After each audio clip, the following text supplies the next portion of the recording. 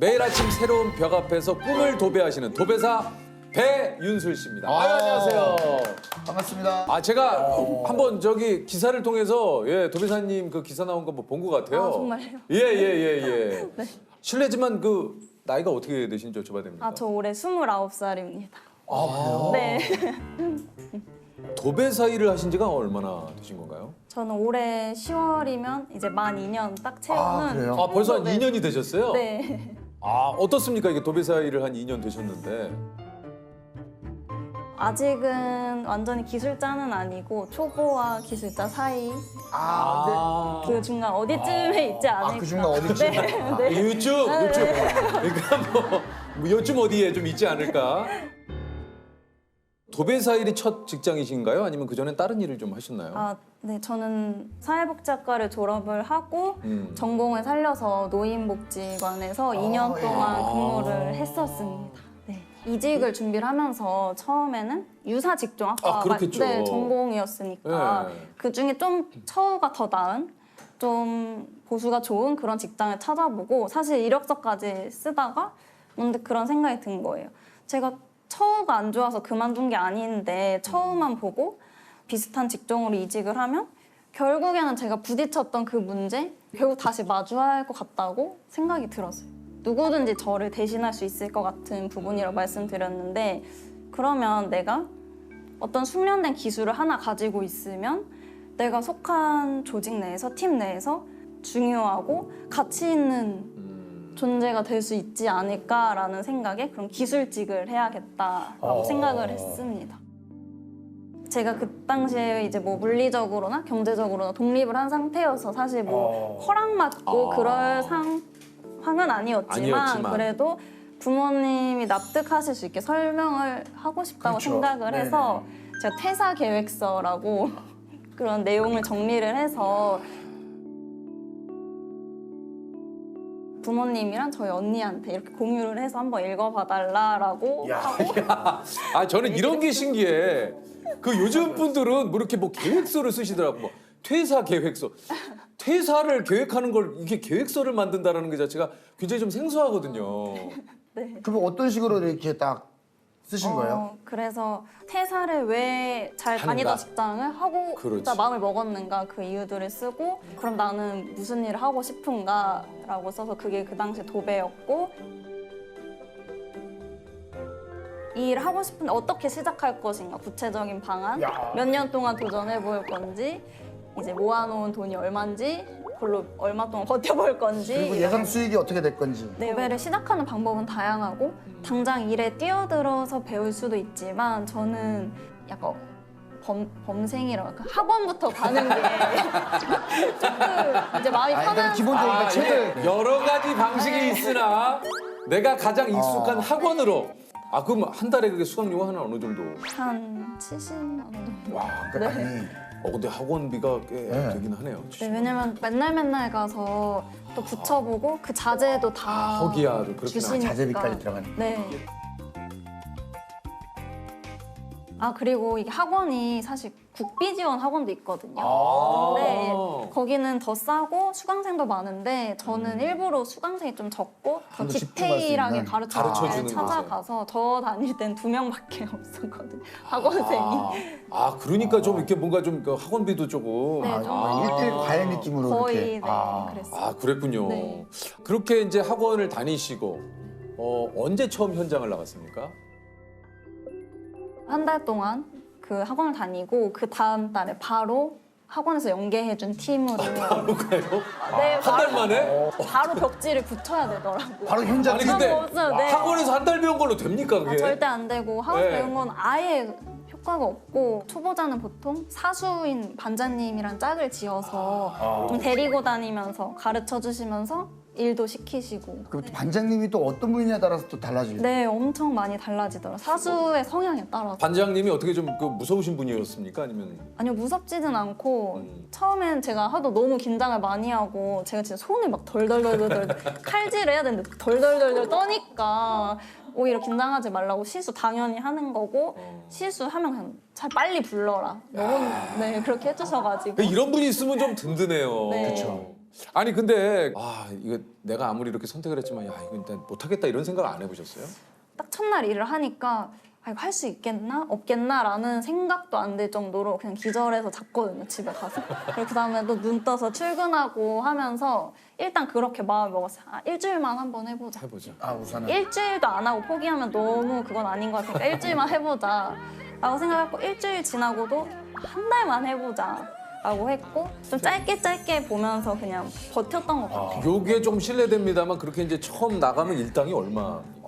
저는 8만 원을 받고 나갔고 저희가 7시에 출근해서 한 5시, 6시 정도까지 일을 합니다. 와 7시에 네. 출근하시면은 사실 그 아파트 건설 현장이라는 곳이 말 그대로 겨울에 추운 데서 일하고 네네. 여름에 더운 데서 일한다 이런 곳이잖아요. 왜냐면 창문도 안 달려 있는 데도 없죠. 있고 현관문도 안 달려 있는 데도 있고 하니까 바람이 그러니까 막 찬바람이 불고 그리고 또 도배사들은 물을 많이 쓰거든요. 풀 같은 걸 막 닦아야 돼서 네. 그러면 손 계속 물에 담가야 되고 아이고야. 아 그렇구나. 그래서 진짜 추웠을 때는 이제 물을 이렇게 벽지에 걸레로 물 이렇게 닦았는데 바로 그게 고드름이 져버리고 막 이럴 때도 있어서 저는 막 옷 5겹씩 입고 일하고 그러거든요.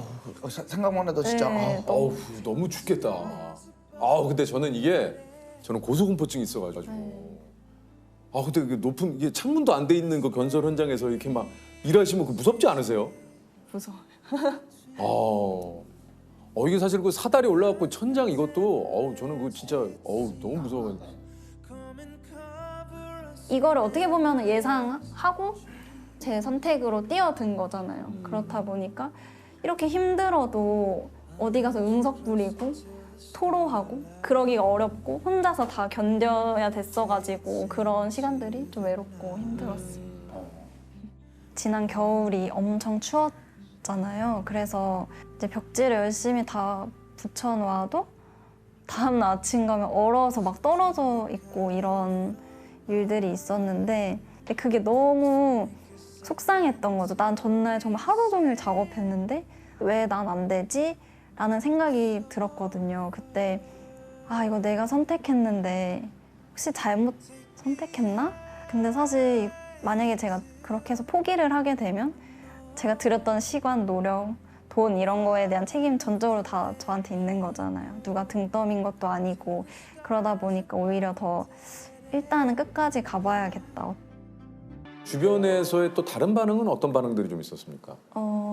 전에 들은 거는 걔가 그런 일을 왜 안 돼? 음. 그런 일 하기 걔 좀 아깝지 않아? 더 심하게는 걔 그러다 그런 일 하는 사람이랑 눈 맞아서 결혼하면 어떡할 거냐 이런 얘기까지도 그건 했다고 들었거든요. 네. 네. 반복적으로 얘기하는 게 그런 일. 네. 약간 거슬리네요 정말. 그쵸. 예. 그런 일이라는 단어 자체에 이미 어떤 편견? 그렇죠. 아깝다 이런 예. 거. 우리나라에서 몸 쓰는 일, 땀 흘리고 몸으로 하는 일이 인식이 좋지 않다는 맞아. 거는 저도 느끼고는 있죠. 근데 제가 직접 해보니까 사라지지 않을 기술을 몸으로 터득하는 거잖아요. 네네. 그게 되게 값지고 가치 있고 또 대단한 일이라는 걸 해보니까 알겠더라고요. 어머니를 되시는 분들 중에서는 건설 현장에서 일하는 거처럼 안 보이게 갈아입고 나가시는 분들도 계신데 그게 너무 안타까운 거예요. 그분들이 누구보다 열심히 일하고 또 능력도 있는데 왜 사회적인 시선 때문에 자신의 직업을 숨겨야 하지?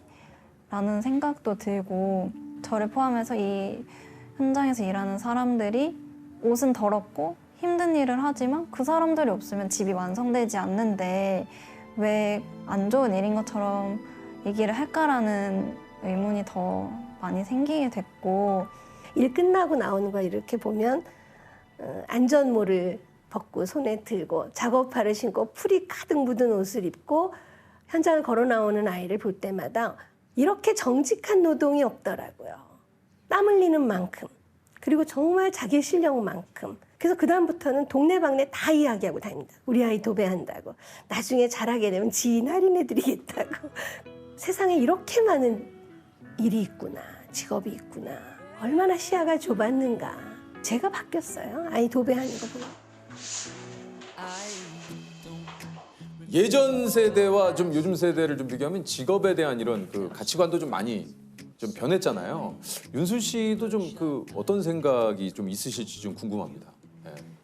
제가 생각했을 때는 예전 세대는 대학 졸업하고부터 취업, 내 집 마련, 결혼, 출산, 육아 맞아요. 이런 게 딱 정해진 틀이었잖아요. 그래서 그것들을 하기에 좋은 안정적인 직장을 가는 게 또 좋다는 인식이었던 것 같고, 또 회사에서 내가 힘들어도 내 가정을 위해 버텨야 한다라는 맞아요. 인식이 강하지 않나 생각을 합니다. 근데 그에 비해 청년 세대들은 물론 그렇게 안정적인 직장 원하는 분들도 여전히 많지만 나만을 위한 선택을 하고 싶다 하는 분들도 많아진 것 같고, 직업을 가졌더라도 이거 내가 행복하지 않은데? 라고 하면 또 새로운 직업을 찾아서 훌쩍 옮겨가고 이런 게 많아진 것 같아요.